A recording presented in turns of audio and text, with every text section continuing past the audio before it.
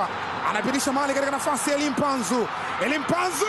The ball catalyst and the specialist, Eli Mpanzu Kibisawala. Eli Mpanzu, mwamba wa misimu yote. Ikiwa kuficha mpira mguuni ni utajiri, basi hapa umefika mnyumbulifu aliyezaliwa katika sanaa ya Patrice Lumumba, yani mji wa Kinshasa, nchi ni Jamhuri ya Kidemokrasia ya Kongo, mnamo Januari mosi mwaka 2002. Eli Mpanzu alisajiliwa na AS Vita Club mnamo mwaka 2022, huku akifunga mabao 15 na asisti zaidi ya 8 kabla ya kujiunga na mnyama Simba.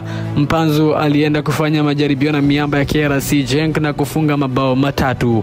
Ingizo lenye ladha na mvuto ndani ya kikosi cha mnyama Simba. Biologically dribbler, chemically versatile and physically fit. Huyu ni Eli Mpanzu Kibisawala, miongoni mwa nyota tishio katika kikosi cha mnyama Simba. Katika dabi yake ya kwanza Mzizima alifunga bao la miujiza baada ya asisti kutoka kwa Kibu Dennis Prosper.